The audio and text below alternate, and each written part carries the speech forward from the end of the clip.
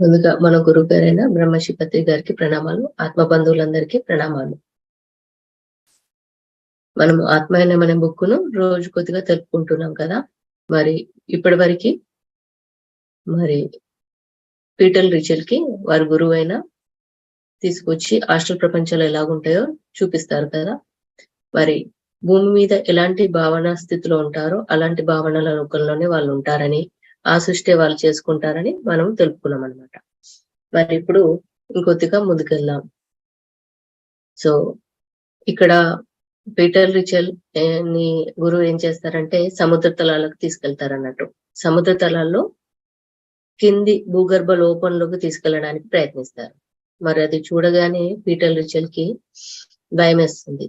కానీ భయపడాల్సిన అవసరం లేదు, మనం భౌతికంగా లేము, అలాగే ఇక్కడ ఊపిరాడకపోవడం అలాంటివి జరగవు, భయపడితే నువ్వు వెనకకి వెళ్ళిపోతావు, సో మనం లోపలికి వెళ్ళి దాని గురించి తెలుసుకోవాలని చెప్తారన్నట్టు.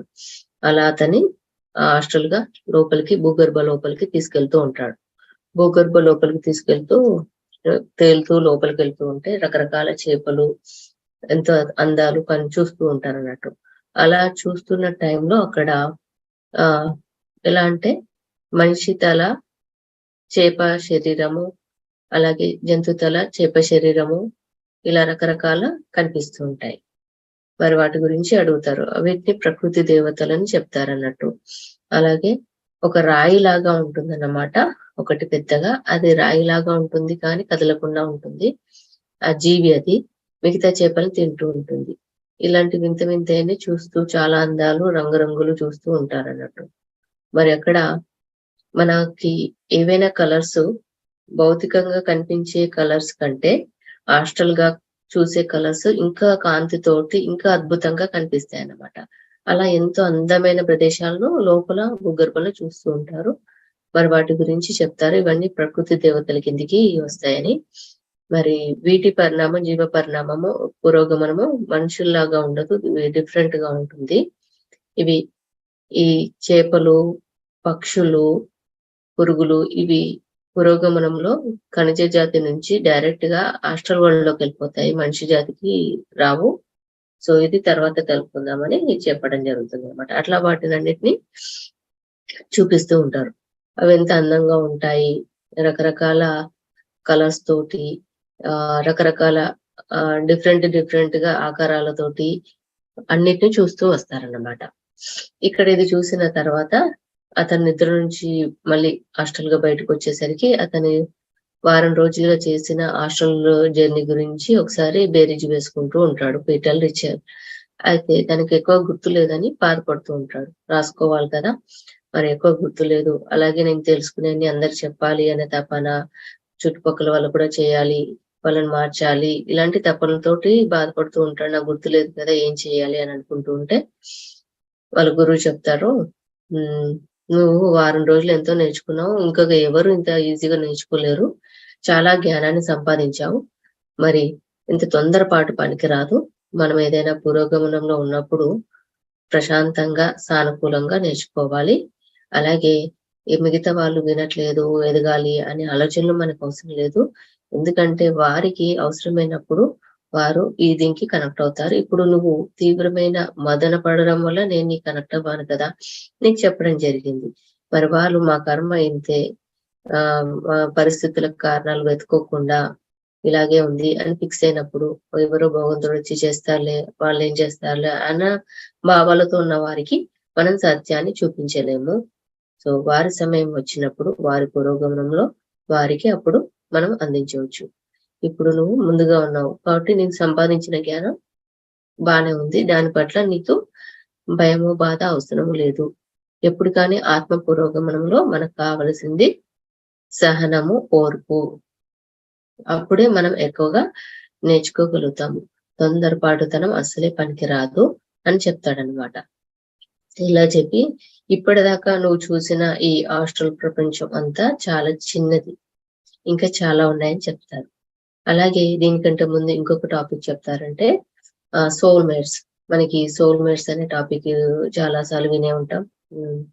సోల్ మేట్స్ అంటే ఒకరికొకరు పుట్టడం, వాళ్ళు చాలా అద్భుతంగా కలిసి ఉంటారు, సేమ్ మనో వారి ఆలోచనలు, భావాలు సేమ్ గా ఉంటాయి. జీవితం చాలా బాగుంటుంది. సోల్‌మేట్స్ ని చేసుకోవాలి. సోల్‌మేట్ ని వెతకాలి. ఇదంతా దీని వెనుక ఉన్న తతంగం గురించి చెప్పడం జరుగుతుంది. యాక్చువల్‌గా సోల్‌మేట్స్ అనేది ఒక సోల్ 2గా ఉంటుంది. ఆ 2 సోల్‌మేట్స్ అంటారు. అయితే 2 కలిపి ఒకటేసారి జన్మ తీసుకొని కలిసి సహజీవనం చేసిన దానికంటే ఆ 2 సోల్స్ పరస్పర విరుద్ధ భావాలతో ఉన్న ఆత్మలను సెలెక్ట్ చేసుకొని సహజీవనం చేసినప్పుడు భూమి మీద ఎక్కువగా ఎదగలుగుతాయన్నమాట. అందుకని ఆ సోల్‌మేట్స్ ఎక్కువగా కలిసి సహజీవనం చేయడానికి ఇష్టపడవు. ఎందుకు అంటే ఆత్మపరంగా చాలా తక్కువగా ఎదుగుతారనమాట. ఆ సోల్‌మేట్స్ ఎప్పుడైతే పరస్పర విరుద్ధ భావాలతోటున్న వ్యక్తులను చూజ్ చేసుకున్నప్పుడు అక్కడ కష్టము, ప్రాబ్లమ్ ఉంటుంది కదా! అభిప్రాయ భేదాలుంటాయి కదా! అప్పుడు అలాంటి పరిస్థితుల్లో ఆత్మ ఎక్కువగా ఎదుగుతుందనమాట. సో, అందుకని జనరల్‌గా సోల్‌మేట్స్ కలిసి సహజీవనం చేయాలని ఆత్మపరంగా ఎదిగే స్థితిలో అస్సలు అవి అలా నిర్ణయించుకోమనమాట. అలా ఎగ్జాంపుల్‌గా ఒక భూమి మీద ఒక జన్మ తీసుకున్న భార్యాభర్తల్లో భార్యకి, భర్తకి డిఫరెన్స్ ఉంటుంది. భర్తనేమో చాలా మేధావి. ఎంతో అద్భుతమైన పుస్తకాలు చదువుతూ అతను దాని పట్ల జ్ఞానంతోటి ముందుకెళ్తూ ఉంటాడనమాట భర్త. అయితే ఇక్కడ భార్యకేమో జ్ఞానం పట్ల ఇంట్రెస్ట్ ఉండదు. ఉండక తన ప్రాపంచికమైన వ్యామోహాలనే ఎక్కువగా ఉంటాయి. పార్టీలు ఇంట్రెస్ట్, అలా జల్సాలు ఇలాంటి ఇంట్రెస్ట్ ఉంటాయి.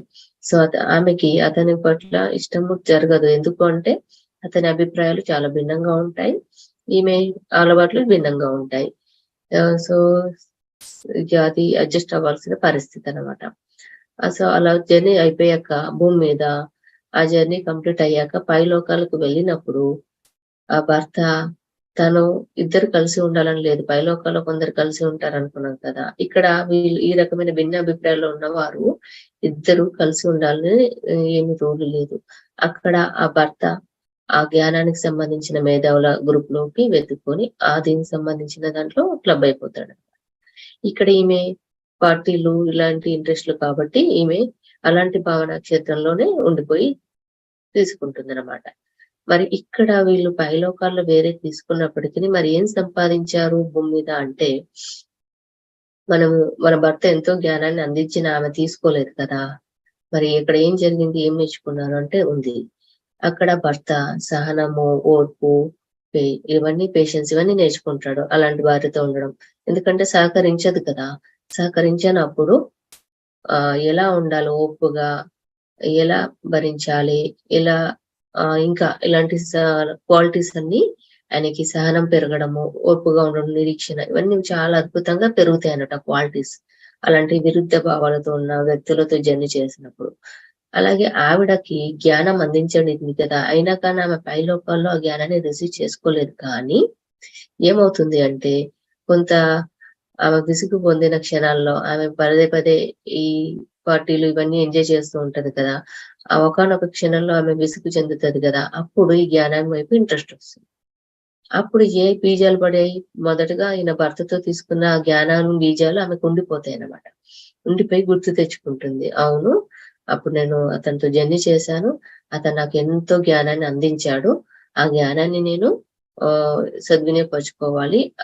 ఇప్పుడు ఉపయోగించుకుందాం సమయం వచ్చింది అని వా అక్కడ వచ్చిన సీడ్సే ఆమెకు ఉపయోగపడతాయన్నమాట. అంటే ఎప్పుడు కానీ మనం ఎవరికైనా జ్ఞానాన్ని అందిస్తే వినట్లేదు వాళ్ళు అని మనము బాధపడాల్సిన అవసరం లేదు.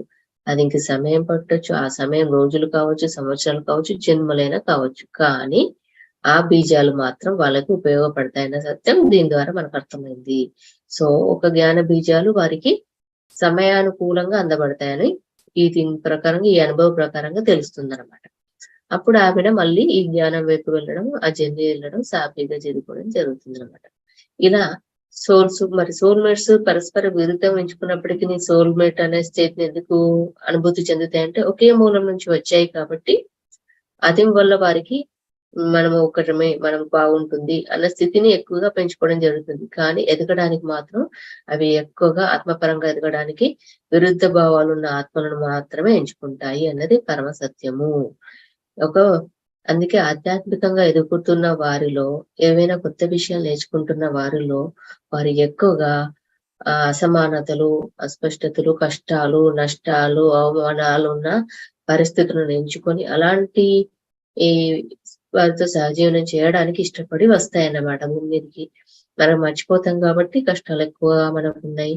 మీ జీవితం బాగుంది, మీరు భార్య భర్తలు బాగున్నారు, మాకు బాలేరు, మా చుట్టుపక్కల అన్ని అంటే కొన్ని కర్మలైతే కొన్ని నిర్ణయించుకుంటారు. కావాలని నిర్ణయించుకొని నేర్చుకోవడం కోసం నిర్ణయించుకుంటారు.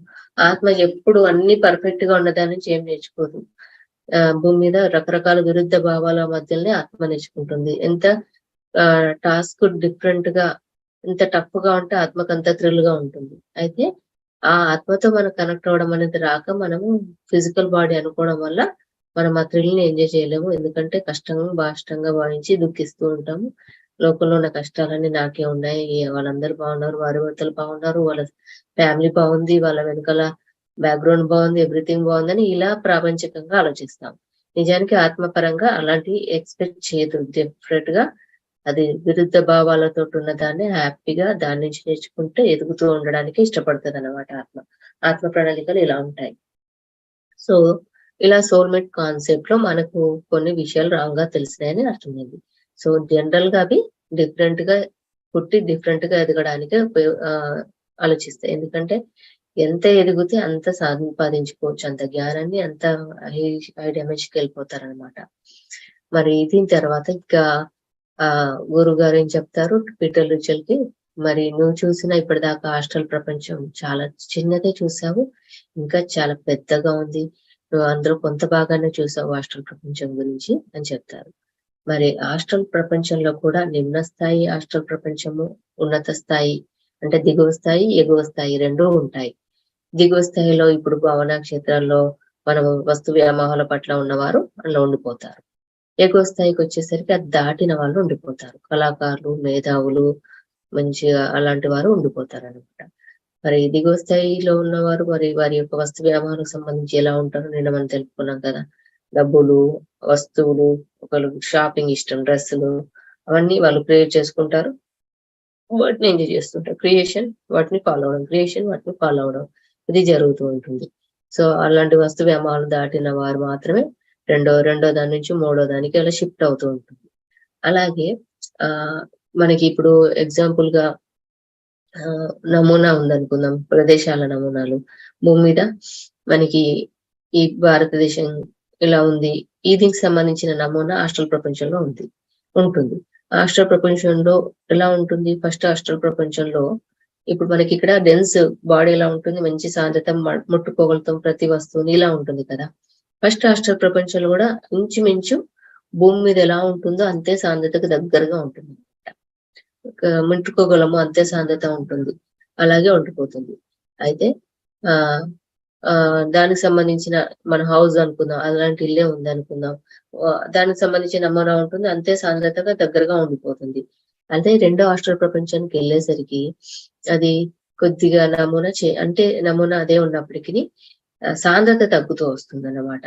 ఇలా అణువులు, పరమాణువులు కొద్దిగా దూరంగా ఉండిపోతాయి. ఇక్కడ ఉన్నంత సాంద్రత ఉండదు. ఫస్ట్ లోకంలో ముట్టుకోగలంత ఉంటుంది, సెకండ్ లోకంలో అంత స్పష్టంగా ముట్టినట్టుగా ఉండిపోతుంది. నమూనా అలాగే ఉంటుంది, కానీ సాంద్రత మారుతూ ఉండి అణువులు, పరమాణువుల మధ్య కొద్దిగా దూరం పెరగడం జరుగుతుంది. ఇక మూడో తలంలోకి వెళ్ళేసరికి ఇంకా దూరంగా ఉండిపోతున్నట్టు, సాంద్రత తగ్గిపోతుందా లేదా అన్నట్టుగా ఉంటుంది, నమూనా అయితే ఉంటుంది. సో దీనికి ఎగ్జాంపుల్ గా ఏం చెప్పొచ్చు అంటే మనకి ఐస్ తీసుకుందాం. మంచుగడ్డను ముడితే గట్టిగా డెన్స్ గా ఉంటుంది, మంచి గట్టిగా పట్టుకోగలం. ఓకే, అదే కరిగిపోతే ఏమవుతుంది? దాని సాంద్రత పట్టుకోలేము, కరుగుతుంది. అదే ఐస్ గడ్డనే కరిగింది, వాటర్ లాగా ఉండిపోయింది. అంటే అణువులు, పరమాణువుల మధ్య డిస్టెన్స్ పెరిగింది అనమాట. అదే మళ్ళీ తర్వాత ఇంకా కొద్ది వేడి చేస్తే మాత్రం ఎవాపరేట్, అది ఆవిరైపోతుంది. అది ఉంది, అదే ఐస్ గడ్డ ఆవిరి రూపంలో ఉంది, అలా అన్నమాట. అదే ఐస్ గడ్డ మంచి రూపంలో ఉంది, అది వాటర్ రూపంలో ఉంది, వాటర్ రూపం నుంచి ఎవాపరేట్ అయింది, మీన్స్ అది ఆవిరైపోయింది. అంటే సాంద్రతలు, అణువులు, పరమాణువుల మధ్య డిస్టెన్స్ పెరుగుతూ వచ్చిన కొద్ది స్థితులు మనం ఫీల్ అవుతాం, ఆవిరిని ఫీల్ అవుతాం, వాటర్ని టచ్ చేయగలుగుతాం. కానీ మంచులను టచ్ చేసినంత, మంచుగడ్డను ఐస్ ముక్కను ముట్టినంత కాదు. అలాగే మన భౌతిక ప్రపంచంలో నమూనాలు కూడా ప్రదేశాల నమూనాలు కూడా ఒక హాస్టల్ ప్రపంచం నుంచి రెండో హాస్టల్ ప్రపంచానికి వచ్చేసరికి, రెండో హాస్టల్ ప్రపంచం నుంచి మూడో హాస్టల్ ప్రపంచానికి వచ్చేసరికి ఎలా అవుతుంది అంటే, వాటి మధ్యలో అణువుల పరమాణువుల మధ్య డిస్టెన్స్ పెరుగుతూ వచ్చి మనం వాటిని ఫీల్ అయ్యే స్థితి మారుతూ ఉంటుందన్నమాట. ఇప్పుడు ఎగ్జాంపుల్ గా మనకి ఒక ఫ్రెండ్ ఎవరో వచ్చారనుకుందాం, ఒక హాస్టల్ ప్రపంచం ఉన్నప్పుడు, ఆ పక్క ప్లేస్ లో చూడు చాలా అద్భుతంగా ఉంది, ఇంకా చాలా బాగా చూడగలుగుతావు ఇక్కడికంటే అని చెప్తారు. వాళ్ళు అక్కడికి వెళ్ళి పొలిమేరకి వెళ్ళి చూడగానే అబ్బా చాలా బాగుంది, అక్కడికి వెళ్ళాలి అనుకున్న తడవే అక్కడికి వెళ్ళిపోవడం జరుగుతుంది అన్నమాట. ఇలా ఒక హాస్టల్ ప్రపంచం నుంచి ఇంకొక హాస్టల్ ప్రపంచానికి డిఫరెన్స్ ఇలా ఉంటుందని చెప్పడం జరిగింది. అయితే మనకి ఈ హాస్టల్ ప్రపంచంలో నిమ్న స్థాయి ఎగువ స్థాయి ఉన్నాయని చెప్పుకున్నాం కదా. ఈ భావాలు మనకి తక్కువ స్థితిలో ఉన్న వారందరూ నిమ్న స్థాయి దాంట్లో కంప్లీట్ చేసుకోవడం జరుగుతుంది. అలాగే మేధావులు, చాలా ఆర్టిస్టులు, కళాకారులు, సంగీత ప్రియులు వీళ్ళందరూ డైరెక్ట్ మూడవ హాస్టల్ ప్రపంచంలో ఉంటారు.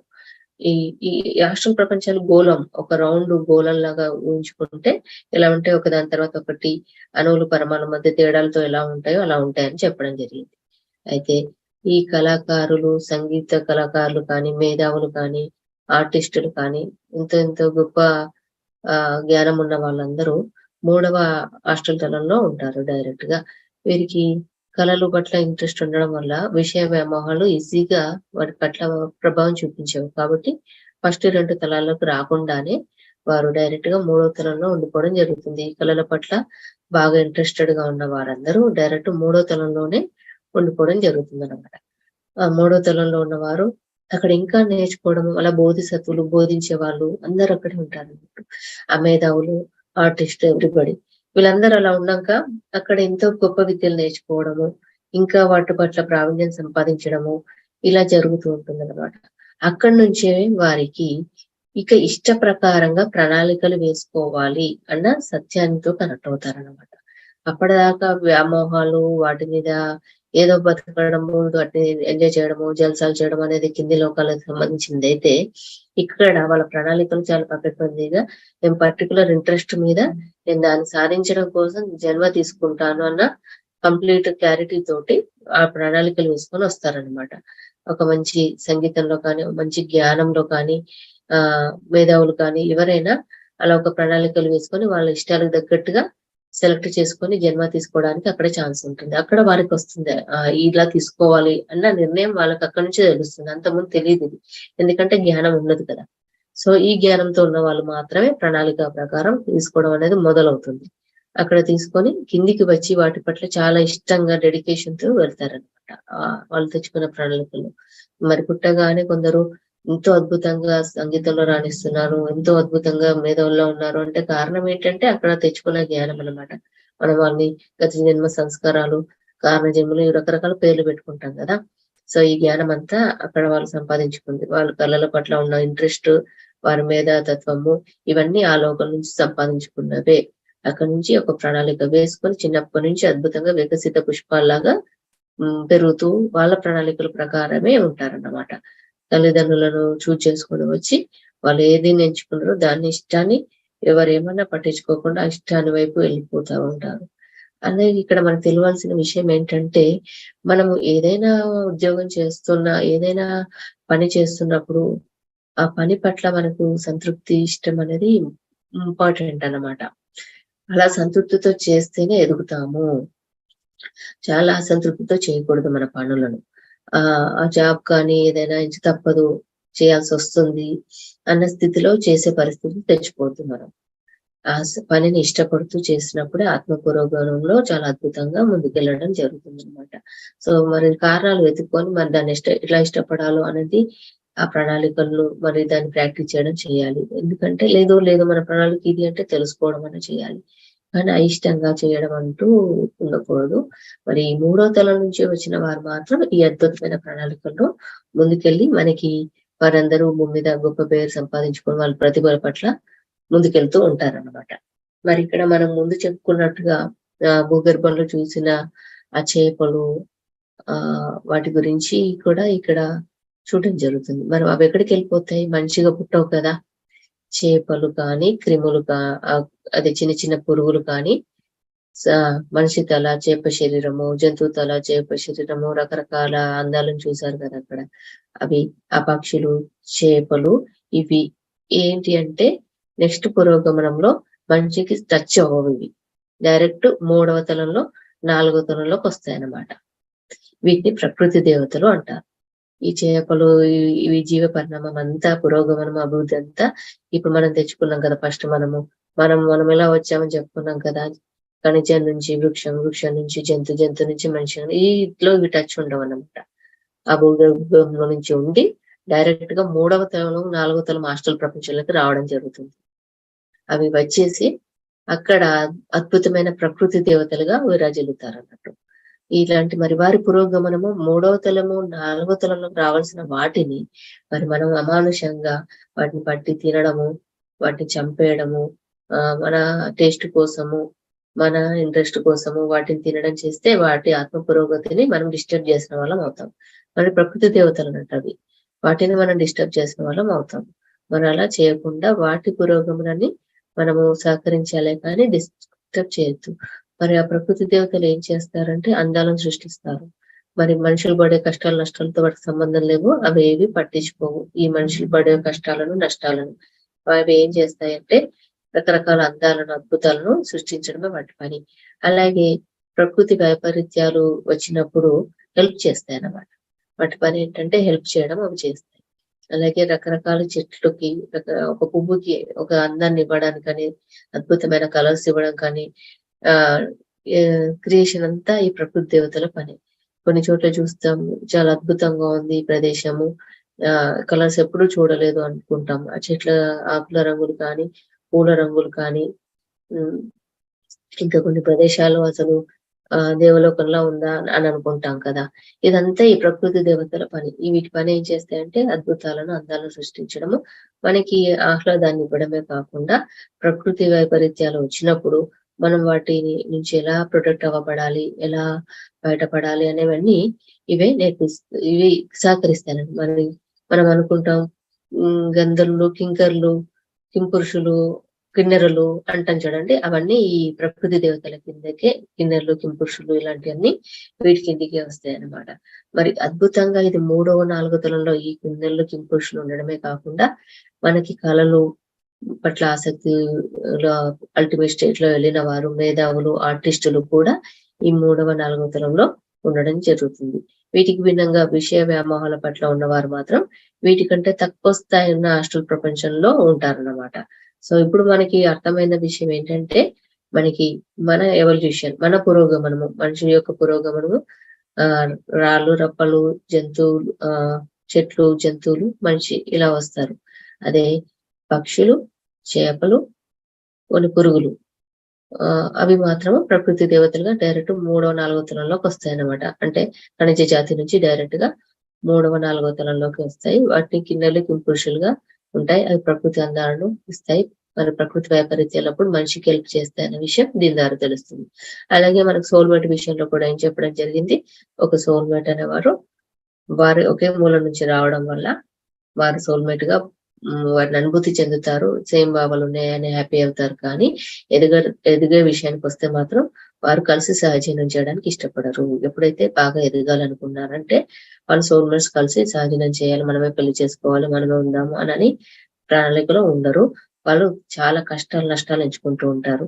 చాలా ఫ్యామిలీలో ప్రాబ్లమ్స్ చూజ్ చేసుకొని, విరుద్ధ భావాలు ఉన్న వ్యక్తులను చూజ్ చేసుకొని వాటి పట్ల వారితో సహజీవనం చేసినప్పుడు ఎదగడానికి ఇష్టపడతాయి అన్నమాట. సో అది మనకి అర్థమైంది. ఇంకోటి మన ఆస్ట్రల్ తలాలు కూడా 1వ తలము, 2వ తలము, 3వ తలము ఇలా రకాలు ఉంటాయి. ఆ సాంద్రత ఎలా మారుతూ వస్తుంది, కింది ఉన్న ప్రతిదీ కూడా పైన నమూనాలు ఉంటాయి. ఆ నమూనాల సాంద్రత ఎలా మారుతూ వస్తుంది. 1వ తలంలో ఉన్నప్పుడు అణువులు పరమాణుల మధ్య దగ్గరగా ఉండి మనం పట్టుకుంటట్టుగా ఉంటాయి అన్నమాట. ఇప్పుడు మనం అన్ని వస్తువులు పట్టుకున్నట్టు. 2వ తలంలోకి వెళ్ళేసరికి అణువులు పరమాణుల మధ్య కొద్దిగా దూరం పెరిగి ఆ సాంద్రత తగ్గుతూ వస్తుంది. 3వ తలంలోకి వచ్చేసరికి ఇంకా దూరం పెరిగి నమూనా అలాగే ఉన్నా కానీ దాన్ని ఫీల్ అవుతూ ఉంటాం అంతే, జస్ట్ ముందున్నంత సాంద్రతలో ఉండలేము. అలాగే అద్భుతాలు అందాలు పెరుగుతూ వస్తూ ఉంటాయి తలాలు మారిన కొద్ది. సో ఇలా మనం మన హాస్టల్లో ఉన్న ప్రతి నమూనా పైన ఉంటుందని, మరి ఏ స్థితిలో ఉన్నవారు ఆ స్థితికి సంబంధించిన హాస్టల్లో వెళ్తారని, అంటే ఇందులో కూడా హాస్టల్లో నిమ్న స్థాయి హాస్టల్ ప్రపంచం, ఉన్నత స్థాయి హాస్టల్ ప్రపంచాలు ఉంటాయని తెలుసుకోవడం జరిగింది. మరి నిన్న మొన్న వరకు చెప్పుకున్న వాటికి సంబంధించిన వ్యక్తులందరూ కేవలం చాలా మటుకు నిమ్న స్థాయికి సంబంధించినవి ఉన్నారన్నట్టు. ఎందుకంటే మనం చెప్పుకున్నాం కదా, డబ్బు పట్ల ఆసక్తి ఉన్న వాళ్ళు ఎక్కడికి వెళ్తారు, వీటి పట్ల ఆసక్తి ఉన్న వాళ్ళు ఎక్కడికి వెళ్తారని వాటిలో వివరించుకున్నాం మనం. ఇక్కడ కళాకారులు, మేధావులు, జ్ఞానంతో ఉన్నవారు, అలాగే కిన్నెరలు, కింపురుషులు, వీటికి సంబంధించిన హాస్టల్ స్థలాల గురించి ఇప్పుడు ఉన్నత స్థాయికి వచ్చినాయి అన్నమాట. ఇంకా వీటికి హాస్టల్ ట్రావెల్ గురించి ఇంకొద్దిగా మరి ఒక టాపిక్ లో వివరించుకుందాం. ఈ టాపిక్ లో మనకి తీసుకొచ్చింది మాత్రం ఈ వీటికి సంబంధించిన నాలెడ్జ్ ఉండడం జరిగింది.